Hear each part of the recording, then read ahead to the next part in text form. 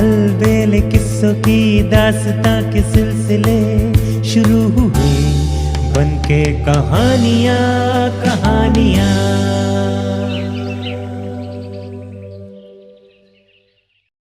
एक कहानी ऐसी भी। आज की कहानी है लैला मजनू। प्राचीन समय में अरब के लोग कबीले बनाकर रहा करते थे। ऐसा ही कबीला था आमरी कबीला। उस कबीले का सरदार था शाह आमरी। शाह आमरी की कई बेगमें थी, किंतु संतान किसी से भी नहीं हुई थी। संतान प्राप्ति के लिए शाह आमरी बहुत भटका। न जाने किन किन दरगाहों पर जाकर उसने चादरें चढ़ाईं, मन्नतें मांगी, पीर फकीरों के पास जा जाकर उनकी खुशामदें की। न जाने किस फकीर की दुआ उसे फलीभूत हो गई और उसकी बड़ी बेगम की कोख से एक बेटा पैदा हो गया। शाह आमरी ने उसका नाम रखा कैस। शाह आमरी ने नजूमियों को बुलाकर उसका भविष्य पूछा तो नजूमियों ने कहा, शाह, तेरे बेटे का नाम कयामत तक अमर रहेगा, लेकिन जवान होते ही उसकी जिंदगी दीवानों की तरह जंगलों और रेगिस्तानों में गुजरेगी। वो संसार के सामने प्रेम का एक ऐसा उदाहरण छोड़ जाएगा जिसके कारण उसका नाम बड़े सम्मान और श्रद्धा के साथ लिया जाएगा।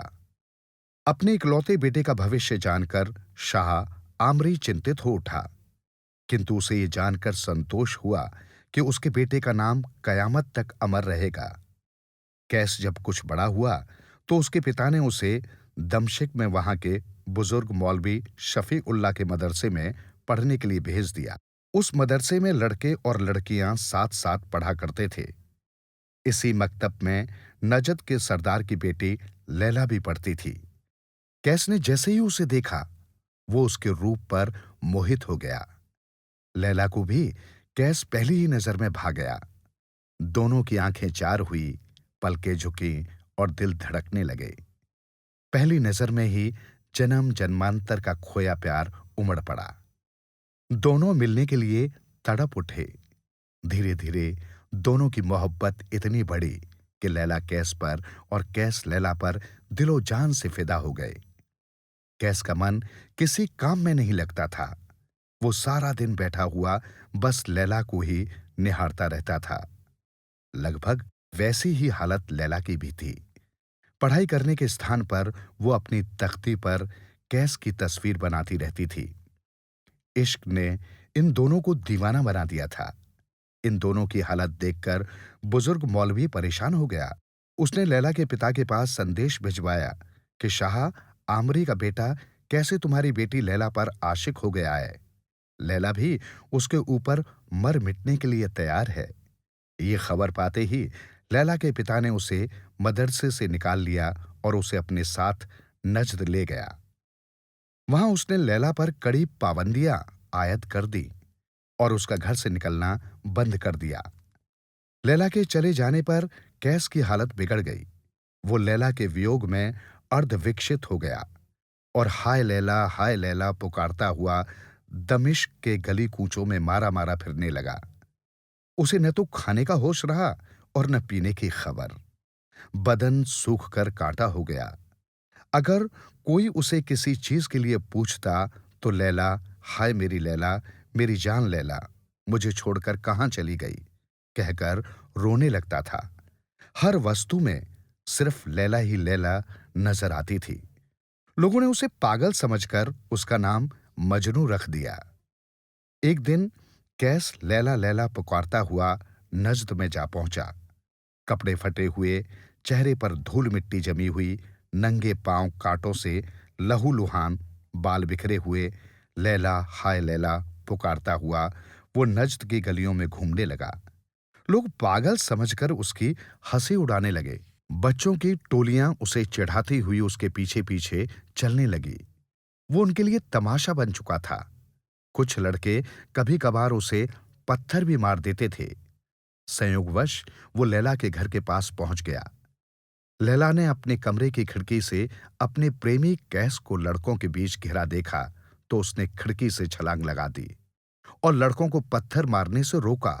फिर वो कैस की छाती पर गिरकर बेहोश हो गई। कैश ने भी जब लैला को पहचाना तो वो सब कुछ भूलकर उसी की ओर एकटक देखता रह गया। दोनों प्रेमियों के मिलने को लोग आश्चर्य से देखने लगे। लैला के पिता को जब इस बात की खबर मिली तो उन्होंने लैला को ले जाकर एक कोठरी में बंद कर दिया और बेहोश पड़े मजनू को जंगल में फिकवा दिया। उधर जब कैस के पिता को अपने बेटे की इस हालत का पता चला तो वे उसे तलाश करने के लिए नज्द की ओर चल पड़े। उनके साथ उनके कबीले के काफी लोग भी थे। नज्द में पहुंचकर उन्होंने एक चश्मे के किनारे अपने खेमे लगा लिए और कुछ घुड़सवारों को कैस की तलाश में जंगल में भेज दिया। घुड़सवारों ने कैस को जंगल में बेहोश पड़ा पाया। वे उसे उठाकर शाह आमरी के पास ले गए। अपने लखते जिगर की ऐसी हालत देखकर उसके पिता का दिल रो उठा। वे उसे अपनी छाती से लगाकर रोते हुए कहने लगे, मेरे बेटे, जरा अपनी आंखें तो खोल। देख, तेरा बूढ़ा बाप कितनी दूर से तुझे ढूंढता हुआ आया है। पानी के छींटे मारने से आखिर कैस की बेहोशी टूटी। अपने पिता को उसने नहीं पहचाना। बोला, कौन हो तुम? मेरी लैला कहाँ है? बेटा कैस, मैं तेरा पिता हूं, शाह आमरी, आहत स्वर में उसके पिता ने कहा। होश में आओ बेटे, मैं किसी को नहीं पहचानता सिवाय लैला के। मेरी लैला कहाँ है? मेहरबानी करके मुझे उसके पास ले चलिए। हाँ हाँ, तुझे लैला के पास ही लेकर चलूंगा मेरे बच्चे, पर पहले अपना हुलिया तो दुरुस्त कर ले। देख कैसे भिखमंगों जैसी हालत हो रही है तेरी। लैला का नाम सुनते ही मजनू उठ खड़ा हुआ और पिता के साथ चलने को तैयार हो गया। मजनू के पिता ने उसे नहला धुलाकर अच्छी पोशाक पहनाई और उसे भोजन करवाया। जब उसकी हालत कुछ सुधर गई तो वे उसे लेकर नज्द चल दिए। लैला के पिता ने शाह आमरी की खातिर की और आने का उद्देश्य पूछा तो शाह ने कहा, मेरा बेटा कैस तुम्हारी बेटी से प्रेम करता है। तुम्हारी बेटी लैला भी इससे प्यार करती है। मैं चाहता हूं कि आप अपनी बेटी का निकाह मेरे बेटे के साथ कर दें ताकि दोनों सुखपूर्वक रह सकें। ये सुनकर लैला के पिता ने कहा, शाह आमरी, तुम्हारा बेटा पागल है। एक पागल व्यक्ति के साथ मैं अपनी बेटी का निकाह कैसे कर सकता हूं? देखो दोस्त, मेरा बेटा पागल नहीं है। ये बहुत अच्छा और योग्य है। मेरे बाद मेरे कबीले का यही उत्तराधिकारी बनेगा। आप इन दोनों का निकाह कर देंगे तो इसके दिमाग में जो थोड़ा सा फितूर है वो अपने आप सही हो जाएगा। जब उन दोनों में ऐसा वार्तालाप चल रहा था तभी लैला का कुत्ता वहां आ पहुंचा। मजनू ने लपक कर उसे उठा लिया और उसका मुंह चूमने लगा। ये देखकर लैला के पिता को गुस्सा आ गया। वे शाह आमरी से बोले, देखा, ये है तुम्हारे पागल बेटे की हालत। भला बताइए तो कौन अपनी बेटी का निकाह करेगा इससे? लैला समझकर या तो लैला के कुत्ते का मुंह चूम रहा है। रिपीट, लैला समझकर ये तो लैला के कुत्ते का मुंह चूम रहा है। अपने बेटे की दीवानगी देखकर कैस के पिता शर्मिंदा हो गए। तभी एकाएक कैस उठा और कुत्ते को छोड़कर लैला लैला पुकारता जंगल की ओर दौड़ गया। उसके पिता ने उसकी बहुत खोज करवाई, किंतु जब वो न मिला तो निराश होकर लौट गए। मजनू भूखा प्यासा लैला को पुकारता हुआ जंगल में बेहोश हो गया था। संयोगवश उसी समय अरबिस्तान का सरदार नौफिल अपने सैनिकों के साथ उस जंगल से गुजरा। उसने मजनू को बेहोश पड़ा देखा तो वो अपने घोड़े से उतरा और उसे होश में लाने का प्रयत्न करने लगा। उसके साथियों ने मजनू के मुंह पर पानी के छींटे मारे और कपड़े से हवा की। थोड़ी देर बाद मजनू होश में आ गया। तब सरदार नौफिल ने उससे पूछा, नौजवान, कौन हो तुम? मैं कौन हूं मैं ये नहीं जानता। मैं तो सिर्फ लैला को जानता हूं। आपको उसका पता मालूम हो तो मुझे बता दीजिए। मैं लैला के बिना जीवित नहीं रह सकता। नौफिल ने कहा, मैं समझ गया। तुम शाह आमरी के बेटे कैस हो और नज्द के सरदार की बेटी लैला से प्यार करते हो। तुम्हारी ऐसी हालत देखकर मुझे तुम पर तरस आता है। मैं तुम्हारी तन मन धन से सहायता करूंगा और लैला से तुम्हारा निकाह करा दूंगा। ये कहकर नौफिल ने उसे भोजन कराया। मजनू कुछ ठीक हो गया तो वो उसे लेकर लैला के पिता के पास पहुंचा। उसने लैला के पिता से कहा कि वो अपनी बेटी का निकाह मजनू के साथ कर दे, लेकिन लैला के पिता ने स्पष्ट इनकार कर दिया।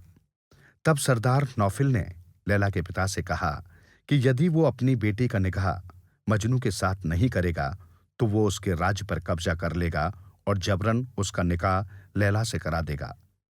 लैला के पिता ने इसे अपना अपमान समझा और युद्ध करने के लिए तैयार हो गया। दोनों के बीच युद्ध हुआ।